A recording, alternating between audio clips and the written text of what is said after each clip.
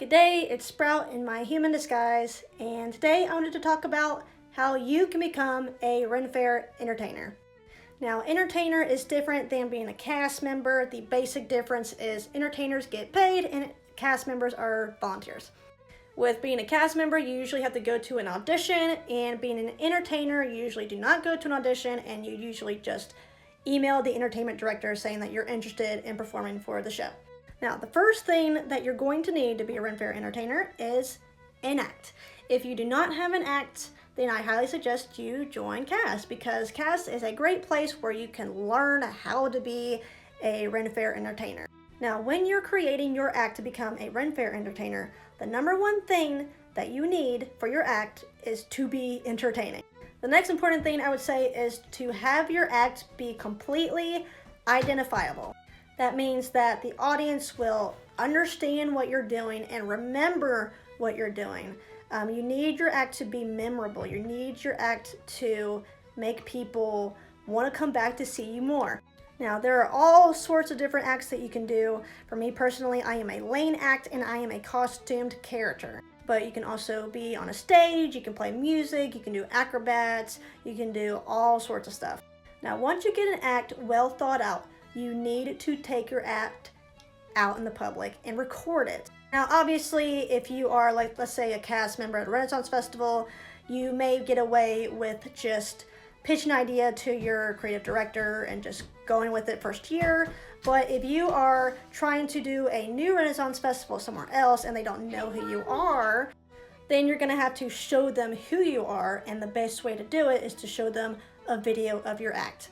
Now, you can either do this video at home and do kind of like a little rehearsal, but it's probably best if you are able to get footage of that at the Renaissance Festival, even if you're just a patron, interacting with people, just kind of showing your entertainer director what your act is all about.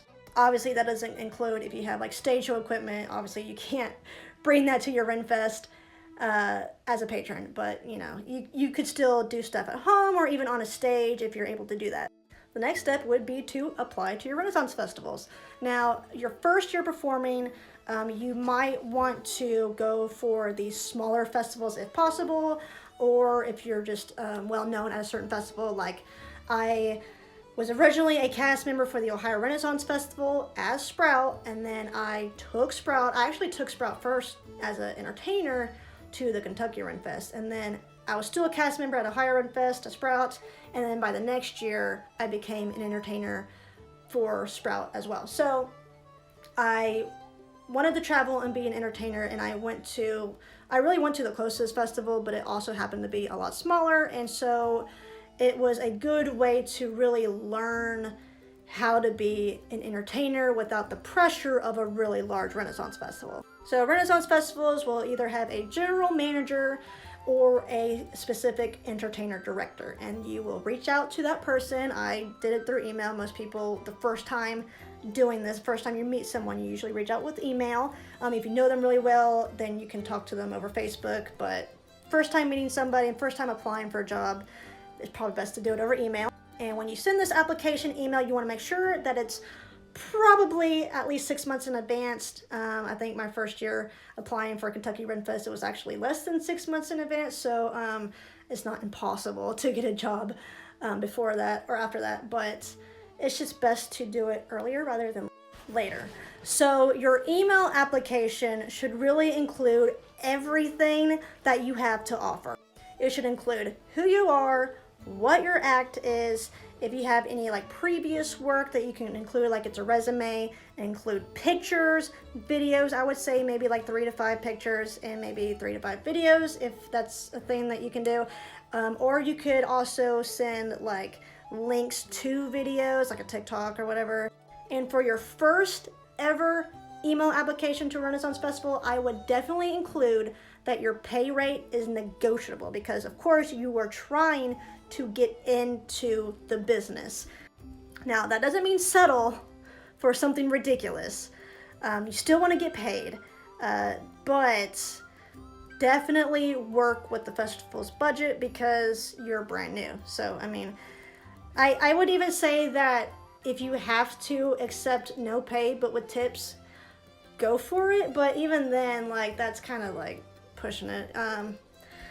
And I can't really tell you what kind of pay rate to start off with because everyone's pay rate is so unique to them. It really just depends on your act and how good you are at it and how well known you are for it.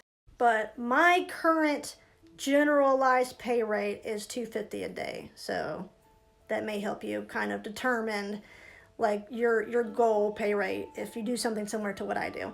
Now expect festivals to take a long time to reply to you, and if they don't after a while, just send them another email, because chances are the reason why they ghosted you is not because they don't want you necessarily, but it's because they legitimately like forgot to even respond.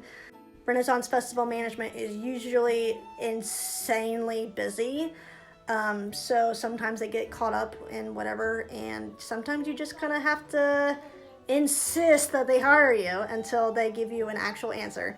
So yeah, if you've never performed before in your life or done any kind of Renfest like work, I definitely suggest you join CAST your first year. If you're already like a circus performer, I mean, I guess that's up to you whether you want to join CAST first year or not. Chances are if you work for the circus, you already have a decent resume anyway. But also, I forgot to mention, this is independent contract work. It is not a salary. This is not employment.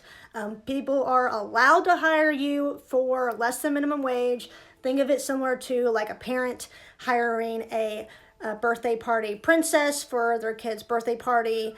The parent does not have to pay you a certain amount. It's just upon like an agreement that you can make together and sign a contract for. So yeah, don't be spreading misinformation about how they're not legally paying enough, because they totally are. If you have any more questions about this sort of thing, please let me know and I will do my best to answer them as quickly as possible. And thank you so much for watching, and I hope to see you in the next video.